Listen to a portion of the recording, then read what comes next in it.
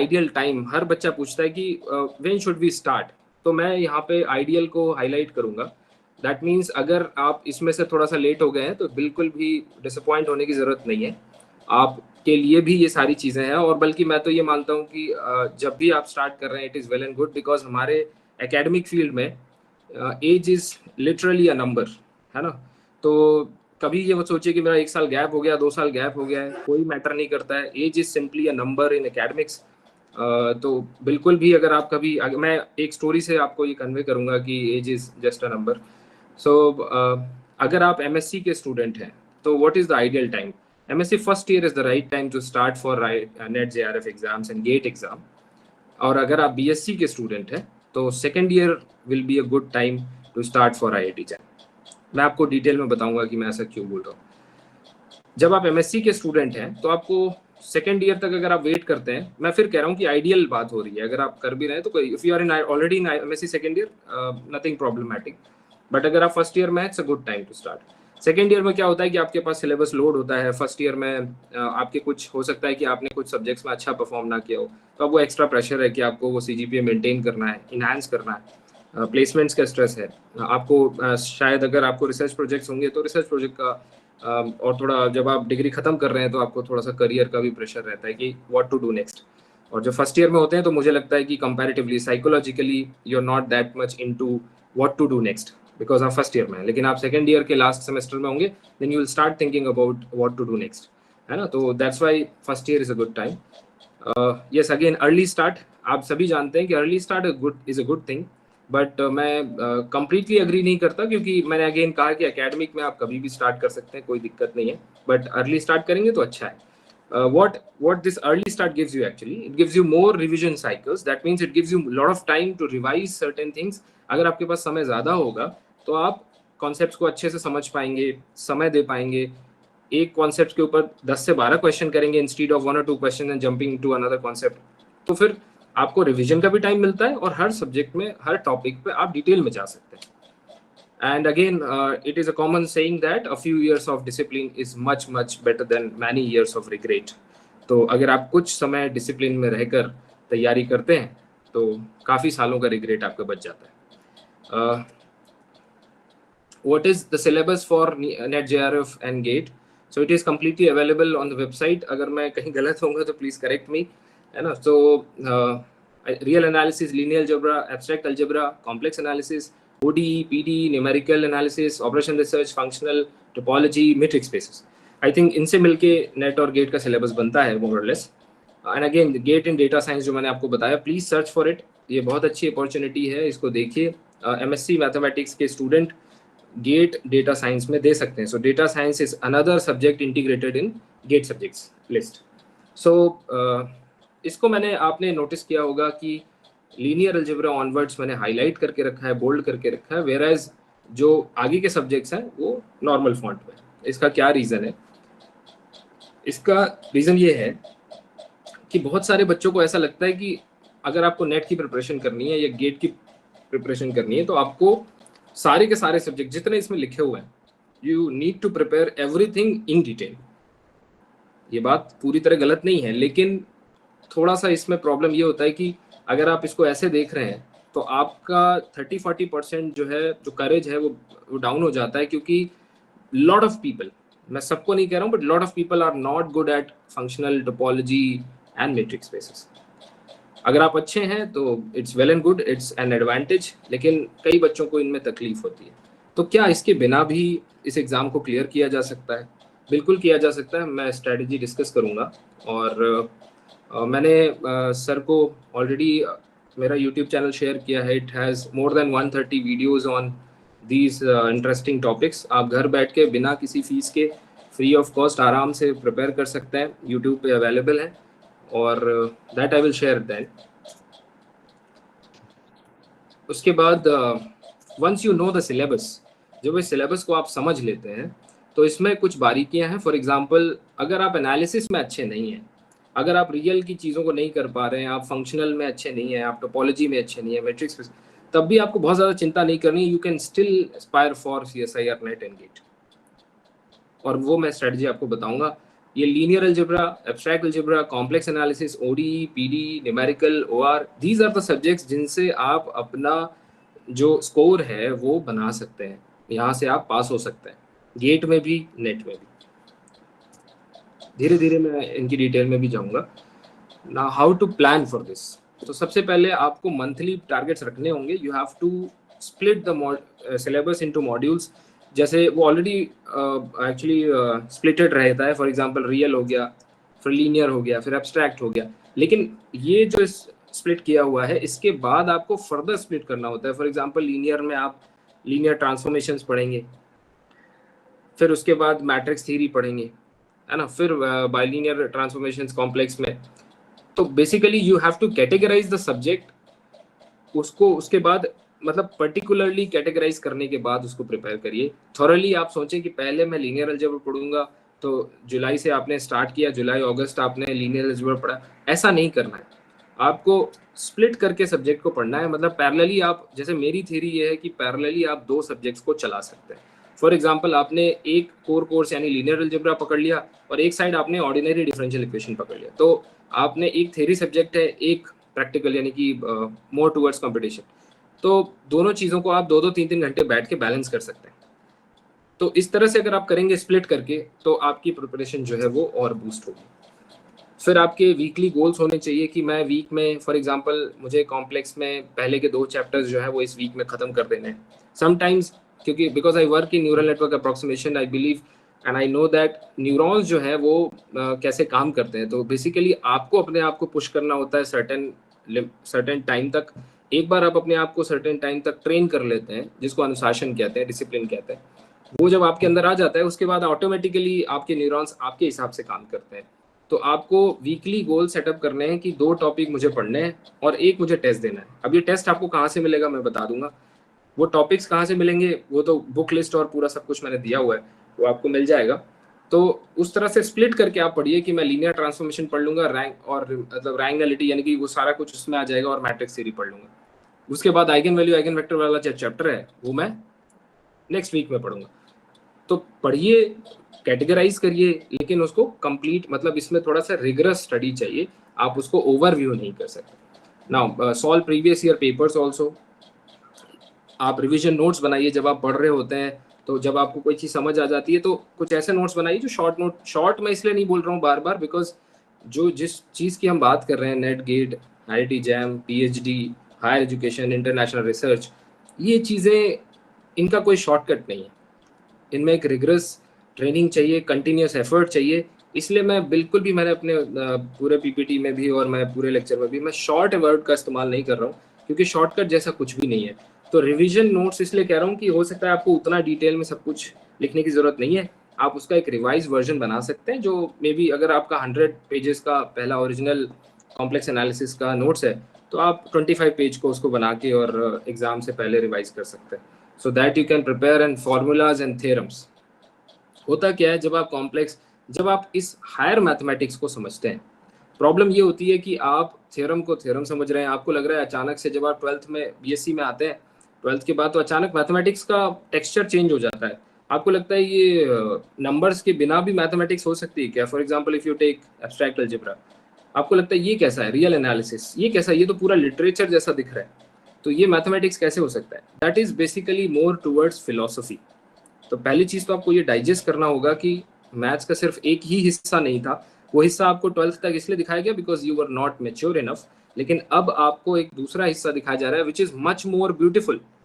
धीरे धीरे आप जब आगे जाएंगे तो आपको पता चलेगा कि जो कुछ आप पढ़ रहे थे वो इन्हीं चीज़ों से, इन्हीं फिलोसॉफिकल आइडियाज से बन के निकलता है। लेकिन उस समय आप उन आइडियाज के लिए रेडी नहीं थे, इसलिए वो जो लास्ट में निकल के आया फॉर्मूला आया, उसको लिख दिया गया कि भाई this is how you integrate. तो basically higher education, higher mathematics को आप सबसे पहले ऐसे समझें कि now we are going to study the philosophical ideas of mathematics, right? That is the fundamental thing. तो इससे आपको क्या होगा, you will be attracted towards it. आपको लगेगा now we are going into the core side, तो आपको bore नहीं लगेगा। मतलब आप बोर इसलिए हो रहे हैं बिकॉज आपको लग रहा है आप लिटरेचर, मतलब ये अचानक से जंप कैसा हो रहा है, ये तो मुझे समझ नहीं आ रहा। लेकिन अगर आप उन फिलोसॉफिकल आइडियाज को समझने लग गए, you will love it, you will enjoy this, है ना? तो जो थ्योरम्स हैं, each theorem I believe is a tool to solve certain things. जैसे आप किसी गैराज में जाएंगे तो वहां देखेंगे कि वो जो मैकेनिक होता है वो सारा उसके पास टूल होता है, उसको पता होता है कि कौन सी चीज किससे खुलेगी, 12 नंबर 14 नंबर सब पता होता है उसको। कैसे पता होता है? Because he has practised a lot, है ना, बहुत मेहनत की होती है, प्रैक्टिस की होती है, रेगुलर होता है उन सब चीज़ों में। ऐसे ही अगर आप किसी थ्योरम को टूल की तरह देखें, फॉर एग्जांपल अगर मैं आपसे कहूँ, क्योंकि सारे बच्चे आई थिंक बीएससी में है, एमएससी में, तो रियल एनालिसिस में एक थ्योरम है, एक ऐसा टूल है जहाँ पे फंक्शन की और उसके डेरिवेटिव की बात होती है। बहुत रेयर टूल है, मतलब बहुत कम जगह पे ऐसा जिक्र आया है जहाँ पे फंक्शन और उसके डेरिवेटिव की एक साथ बात हो रही है, मीन वैल्यू थ्योरम, है ना। तो उससे क्या होता है कि जब आप ऐसे ढूंढने की कोशिश करते हैं, ऐसे देखते हैं किसी थ्योरम को कि जैसे वो टूल हो, है ना, तो फिर आप चीज़ों में इंजॉयमेंट ढूंढने लगते हैं, आपको लर्निंग समझ आने लगती है कि प्रोसेस क्या है। फॉर एग्जाम्पल कॉम्प्लेक्स एनालिसिस, आपने कॉम्प्लेक्स एनालिसिस पढ़ी होगी या नहीं पढ़ी है तो भी कोई बात नहीं है, जिन्होंने पढ़ी है ये सब उनके लिए हो सकता है कि भाई अगर आपने पढ़ा है तो आप जानते हैं कि पूरे कॉम्प्लेक्स एनालिसिस में सिर्फ 3 से 4 रिजल्ट ऐसे हैं जो इंटीग्रेशन करवाते हैं। Cauchy's integral formula, Cauchy's theorem, ऐसे दो और हैं। Now I am leaving it to you. मैं तो रेगुलर पढ़ाता हूँ तो ठीक है, मेरे दिमाग में है, लेकिन मैं अब ये आपको आपको ये नहीं बता रहा हूँ कि आपको कॉम्प्लेक्स में वो दो रिजल्ट्स पढ़ने हैं, मैं आपको ये बता रहा हूँ how to categorise a subject. आप जब उसको ब्रेक करके पढ़ते हैं तो आपको चीजें हमेशा दिमाग में रहती है। नाउ देयर आर 4 थिंग्स, और वो जो चारों फॉर्मुलेशंस हैं उन चारों में एक फंडामेंटल डिफरेंस है। सबके जो इंटीग्रेंड हैं वो अलग अलग है, किसी का इंटीग्रेंड अलग है, किसी का इंटीग्रेंड अलग है। अब वो चारों रिजल्ट आप देखेंगे तो आपको पता चलेगा। तो मेरे कहने का मतलब है कि आप इससे दूर मत भागिए, start loving it, start enjoying it in a sense that you are doing something more philosophical, है ना। तो solve previous year questions, MCQs, वो तो की ऑफ सक्सेस है बेटा, जितना ज्यादा हम सॉल्व करेंगे उतना ज्यादा अच्छा होगा। बिकॉज ये कुछ रिसोर्सेज हैं जो मैंने खुद प्रिपेयर किए थे और मैं ये शेयर भी कर रहा हूँ, है ना। तो इसके स्क्रीनशॉट लेने की जरूरत नहीं है, ये ऑलरेडी शेयर कर दिया है मैंने सर के साथ, he will share with you. ये कुछ ऐसी बुक्स हैं जिनसे आपको डर नहीं लगेगा। For example they are standard also, standard books है और डराती भी नहीं है, मतलब जो लेवल आपको चाहिए वो लेवल अचीव करा देती है, मोर और लेस, है ना। तो मुझे ऐसा लगता है कि ये जो बुक लाइंस है, जैसे फॉर एग्जांपल रियल एनालिसिस, उसमें मैं रूडिन भी सजेस्ट कर सकता हूँ टू साउंड फैंसी, लेकिन मुझे ऐसा लगता है कि फैंसी से ज़्यादा रियलिस्टिक होना चाहिए। तो मेरा मानना है कि आप एनालिसिस में अगर आप एसके मापा का बुक फॉलो करेंगे, जो कि बहुत लोग करते हैं, बस वो बोलने के लिए बोल देते हैं कि किसी को सुन के अच्छा लगे, हैवी लगे, तो गो फॉर रूडीन। अब उससे भी बहुत सारी हैवी बुक्स हैं, लेकिन बात यह है कि जो एमएससी, बीएससी और एमएससी के बच्चे हैं उनको एसके मापा, बार्टल शर्वर, ये बुक्स फॉलो करनी चाहिए।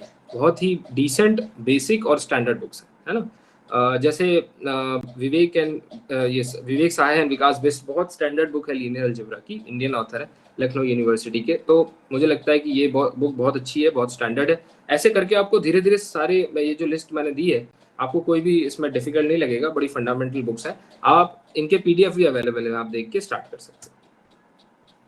Now what should be the strategy to crack.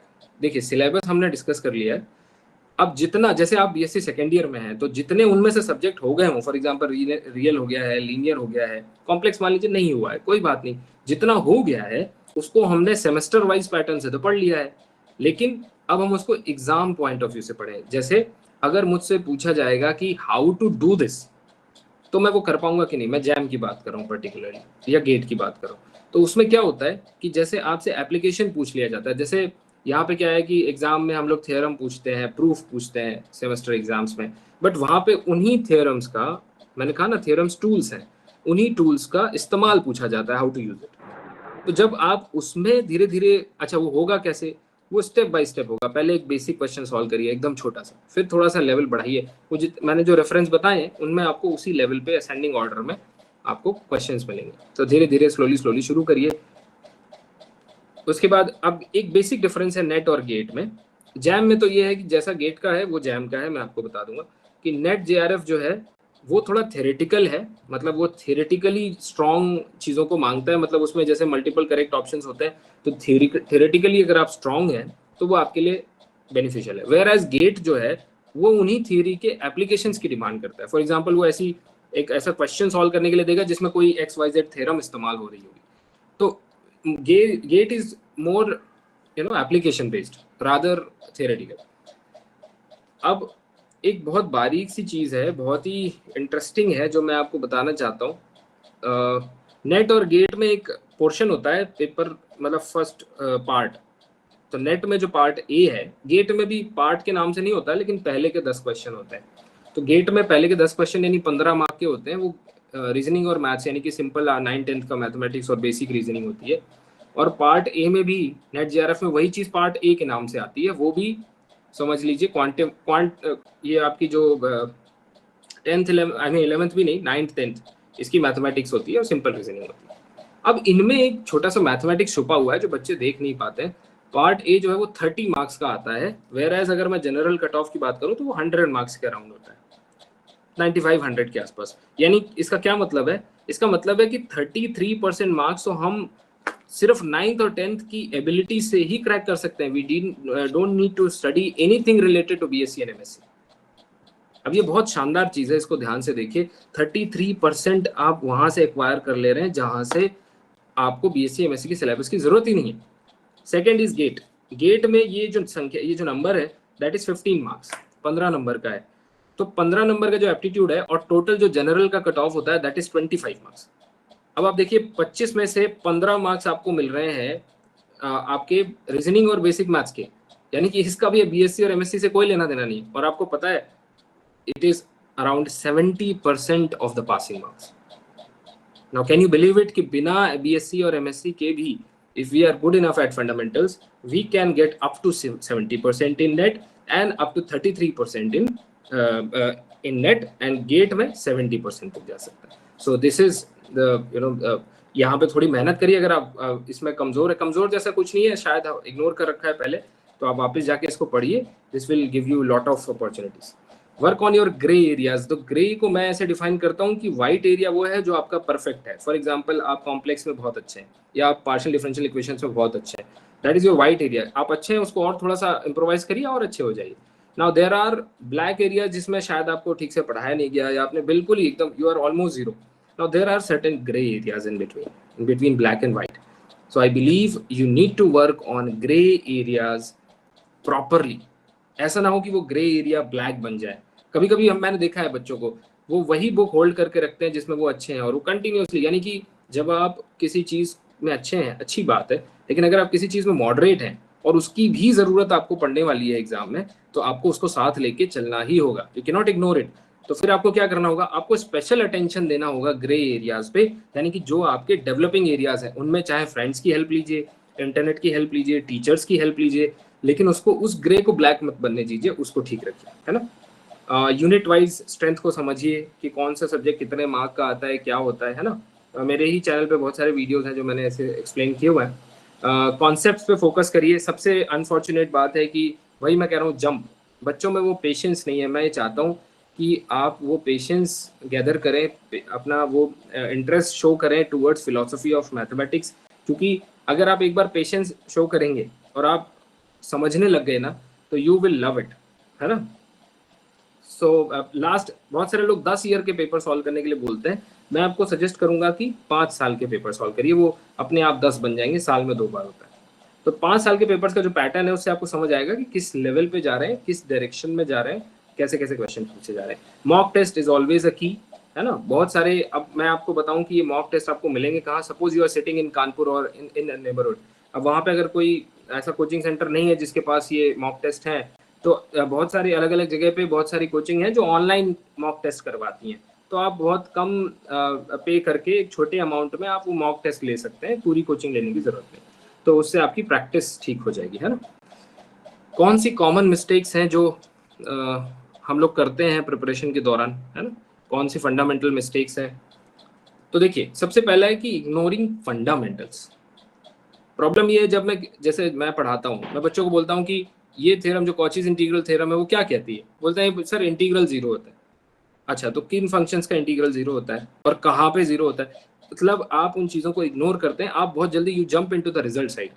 आपको लास्ट दिखने लगता है, अच्छा hence this integral become zero. तो जहां कहीं भी इंटीग्रल दिखेगा आप जीरो थोड़ी कर देंगे। यू नीड टू अंडरस्टैंड कि किस कंडीशन में अंडर सर्टेन सर्कमस्टांसेस ये जीरो होता है, तो वो सर्कमस्टांसेस जो है वो तो आपको पता होने चाहिए। Mean value theorem differentiable function के लिए है या इवन नॉट कंटिन्यूअस फंक्शंस के लिए भी होल्ड कर जाती है, right. These are the basic things जो आपको ध्यान देनी चाहिए, जिसको आप छोड़ नहीं सकते। Do not become a late boomer. ऐसा ना हो कि आप से देर हो जाए। आज के सेमिनार के बाद मुझे लगता है आपको पढ़ाई शुरू कर देनी चाहिए। शुरू में चीज़ें समझ नहीं आएंगी, ये रिगरस जर्नी है, लंबी जर्नी है, बट इंटरेस्टिंग है, ब्यूटीफुल है। तो शुरू कर दीजिए, उसके बाद धीरे धीरे धीरे धीरे आप सीखते जाएंगे, है ना। बहुत सारे लोग होते हैं वो क्योंकि टाइम कम होता है लेट स्टार्ट करते हैं, तो सॉल्व भी कम क्वेश्चन सॉल्व कर पाते हैं और रिवीजन भी उतना नहीं करते हैं जितना करना चाहिए। तो ऐसा मत करिए, ठीक है। अगेन मैं इसको 2 बार मैंने डाला है कि work on your grey areas, क्योंकि मैंने बहुत बच्चों को देखा है कि जो उनको पसंद होता है वो उसको पकड़ के बैठ जाते हैं। लेकिन याद रखिए एग्जाम में 1 या 2 सब्जेक्ट से काम नहीं चलता, उसमें डिटेल्ड जितने सब्जेक्ट मैंने आपको बताए हैं, yes you can skip some of the things, जैसे मैंने आपको बताया कि you can skip functional topology metric, even आपको अजीब साउंड करेगा but you can skip at certain level real also, उसके बिना भी आपका काम चल जाएगा आपको अगर पास होना है तो, है ना। तो कहने का मतलब है you have to select your subjects जो वाइट हैं और ग्रे हैं और उनको अच्छे से प्रिपेयर करिए। सो studying passively without solving questions, ये मैंने हाईलाइट इसलिए किया है क्योंकि ये मैं हूँ, या मैं हूँ नहीं मैं था। Anurag sir knows me well from my very beginning. So ये मेरी मतलब मैं ये मानता हूँ कि मेरे पोटेंशियल को मैंने पूरा यूज नहीं किया था सर्टेन अमाउंट ऑफ टाइम तक, maybe 3-4-5 years because of this studying passively without solving questions. मुझे फिलोसफी इतनी ज्यादा पसंद थी कि I use to hold real analysis for a longer time. मैं बुक को बहुत दिनों तक बहुत देर तक पढ़ता रहता था, मतलब मैंने क्वेश्चन सॉल्व करने लगभग बंद कर दिया। और वो सबसे बड़ा, ठीक है, you are loving this subject, you are loving the philosophy, it's different, but you need to understand the demand of the subject also and demand of the examination. अगर एग्जाम की डिमांड है कि आपको 6 से 8 सब्जेक्ट में ठीक ठाक पकड़ बनानी है, तो आपको फिर वो 6 से 8 सब्जेक्ट पढ़ने ही होंगे। आपका किसी में बहुत इंटरेस्ट होगा, किसी में मॉडरेट इंटरेस्ट होगा, लेकिन चलता है, ठीक है, इतनी कोई बड़ी बात नहीं है। मतलब आपको किसी एक चीज पे बहुत समय नहीं देना है और आपको लगभग सब चीजों को, वो कहते हैं ना कि you must know something in everything, तो उसको समथिंग नहीं बोलूंगा मैं ये बोलूंगा कि आपको एक ठीक ठाक लेवल पे चीजें आनी चाहिए, बट बहुत सारे, मतलब कम से कम 5 से 6 सब्जेक्ट आपको प्रिपेयर होने चाहिए। तो ये तो बिल्कुल मत करना, ये जो लास्ट वाला है, क्वेश्चन सॉल्विंग एबिलिटी डेवलप करनी है, क्योंकि क्वेश्चन सॉल्विंग एबिलिटी आपको थ्योरम को टूल के जैसा देखने पे मजबूर करेगी।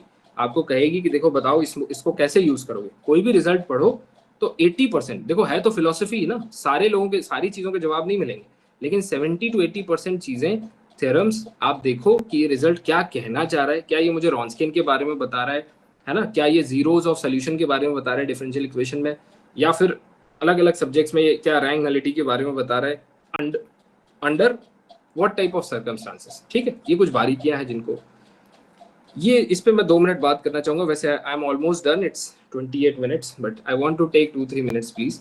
सो मिथ वर्सेस रियलिटी, बहुत सारे बच्चे जब ये प्रिपरेशन शुरू कर रहे हैं ना, ये सबसे बड़ी चीज है जिसपे वो अटक रहे हैं। पहली चीज कि ये तो बहुत बहुत मेहनत लगती होगी, 16-18 घंटे 20 घंटे पढ़ना पड़ता होगा। ऐसा बिल्कुल नहीं है। If you are sincere enough, your focus is good enough, 8 to 10 hours it will be very good for you। 8 से 10 घंटे पढ़ाई करो हर दिन, it will be really good. इससे ज्यादा की जरूरत नहीं है। 8 to 10 hours is really good. आप पढ़ सकते हैं, बहुत अच्छी बात है, लेकिन नहीं पढ़ सकते हैं तो 8 घंटे is good enough. Now only toppers can achieve this. कोई भी मीडियोकर बच्चा जो क्लास में बैठा होता है सोचता है अरे यार ये तो मेरे लिए नहीं है, चलो मैं बैंकिंग एसएससी की तरफ चला जाता हूँ, ये तो भाई ये जो क्लास के XYZ एलिमेंट्स हैं यही कर पाएंगे। ऐसा बिल्कुल नहीं है। ये एक लंबी जर्नी है। यानी कि आपने टेस्ट मैच देखा है, ये टेस्ट मैच के जैसा है। ये 5 day का गेम है। किसी एक दिन ऊपर नीचे हो जाने से कोई फर्क नहीं पड़ता है। You can actually get settled on the next day, ठीक है। It's not a T20 game basically. Third is not possible without subjects like functional topology metric. बहुत सारे लोग सोचते हैं अरे PhD करनी है, आगे बढ़ना है तो भाई फंक्शनल तो आनी चाहिए। कई बार जिनकी फंक्शनल अच्छी होती होगी, क्या पता वो डरा दें कि भाई ये बड़े सब्जेक्ट्स तो आपको आने चाहिए, अदरवाइज इसकी भी बिल्कुल जरूरत नहीं है। मैंने आपको हाईलाइट करके वो सब्जेक्ट बताए, उनको भी आप अगर पढ़ लेंगे एग्जाम क्लियर हो जाएगा। अपने इंटरेस्ट के हिसाब से PhD का एस्पिरेशन, बड़े इंस्टीट्यूट्स आपकी CSIR नेट और गेट का जो रैंक है उसके हिसाब से आपसे इंटरेस्ट पूछते हैं जो इंटरेस्ट आपने बताया, for example you are interested in operation research, तो आपसे एनालिसिस नहीं पूछेंगे, आप ऑपरेशन रिसर्च में कंफर्टेबल हैं, आपने उनको सेटिस्फाई किया, दैट्स ऑल। लास्ट है, I mean very tedious and boring journey. बहुत सारे लोगों को लगता है कि यार ये बड़ी लंबी जर्नी है, मैं तो 5-7 साल मेरे बस की बात नहीं है। ऐसा बिल्कुल नहीं है बेटा। आप जिस जर्नी की तरफ जा रहे हैं, I was discussing with Arora sir also, कि जिस तरफ आप जा रहे हैं, आप सोच रहे हैं कि मैं एसएससी और बैंकिंग में करके तो एक जॉब पकड़ लूंगा, कोई मीडियोकर जॉब पकड़ लूंगा, तो उस वो बहुत ज्यादा बोरिंग होगी एज कम्पेयर टू दिस। इस जर्नी में आपको हर दिन कुछ नया मिलेगा, जो कुछ आप मेहनत करेंगे वो आपके नाम पे क्रेडिट होगा। फॉर एग्जाम्पल अगर आप पीएचडी कर रहे हैं, आप मेहनत कर रहे हैं, तो वो पेपर, रिसर्च पेपर आपके नाम से आएगा, वो मेरे नाम से नहीं आएगा। लेकिन अगर आप किसी बैंक के लिए काम करें, I mean nothing personal about, in general मैं सिर्फ एकेडमिक की बात कर रहा हूँ, तो किसी भी बैंक के लिए काम करें, किसी भी फर्म के लिए काम करें, तो वो काम जो है वो डायरेक्टली उस फर्म को बेनिफिट देता है, और काम वहां पे भी आप 8 से 10 घंटे करते हैं। तो अपने लॉजिक ठीक रखिए कि 8 से 10 घंटे की मेहनत तो मेरे को करनी है, तो क्यों ना मैं अपने लिए करूं, अपना करियर बनाऊं, है ना। फिर है no career even after PhD. आपके गांव मोहल्ले में, आसपास शहरों में कुछ ऐसे पीएचडी आपको दिख जाते हैं अनफॉर्चुनेटली, कि आपको लगता है यार ये भी तो पीएचडी करके घूम रहे हैं, इनका तो कुछ हुआ नहीं है ना।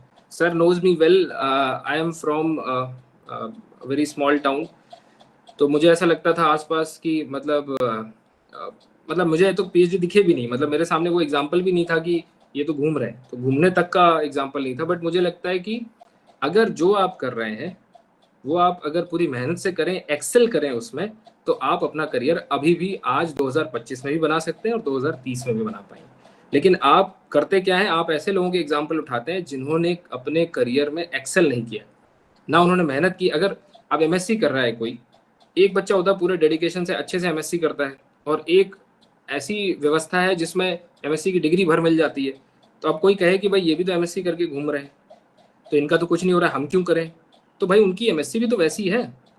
आप क्वालिटी लेके आइए, आप मेहनत करिए, आप अच्छा पढ़िए, उसके रिजल्ट आपको मिलेंगे। मैंने आपको सारी अपॉर्चुनिटीज बताई हैं।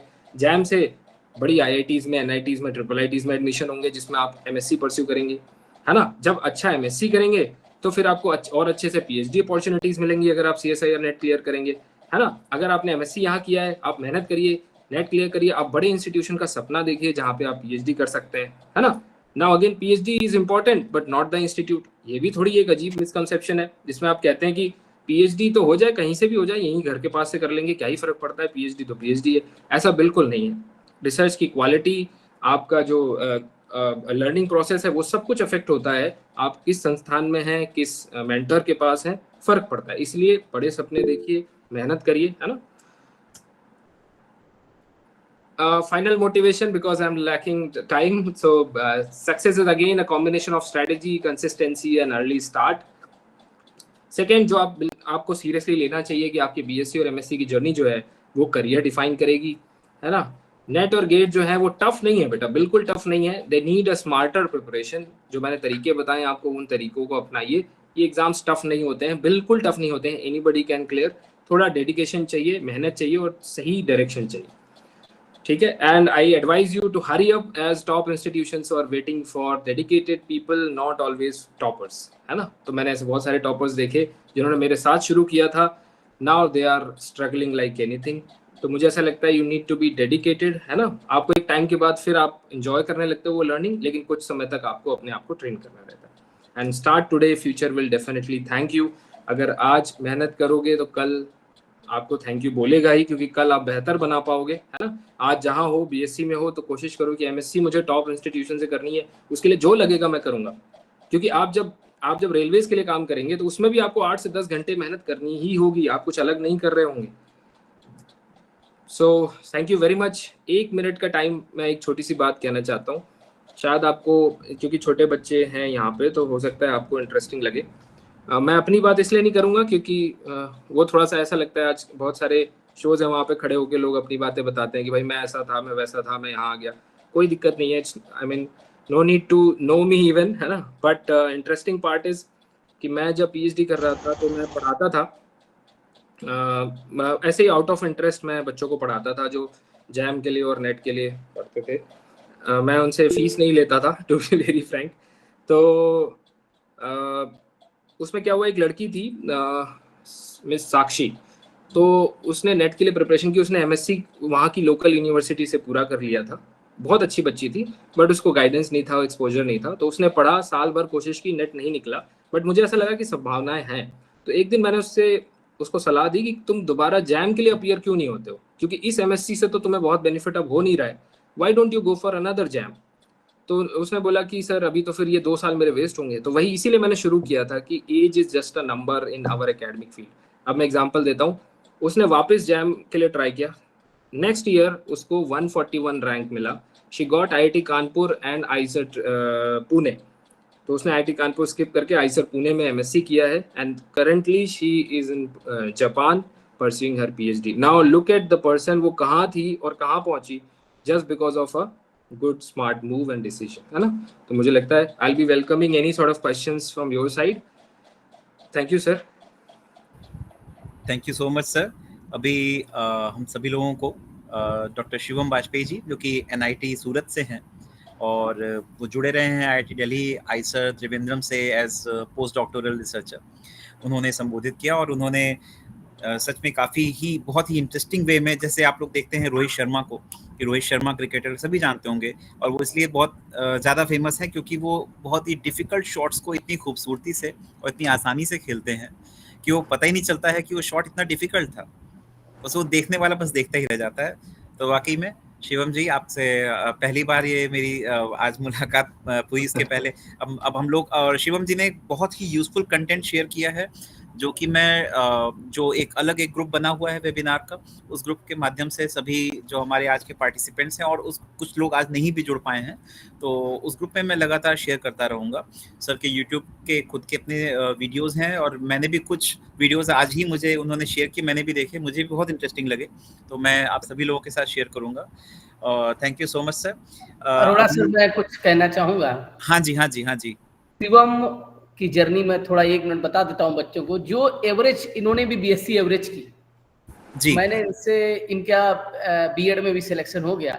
पापा इनके जो है हमारे चाचा जी, मैं वो बोले कि इसको टीचर बना देते हैं, प्राइमरी का गवर्नमेंट जॉब इसकी लग रही है बीटीसी से, वो खुद एक गवर्नमेंट टीचर है जूनियर में। हमने कहा नहीं चाचा जी, ये आईआईटी मटेरियल है, ये आईआईटी एनआईटी से फैकल्टी बनेगा। और ये बोले बहुत कठिन है, बहुत कठिन है।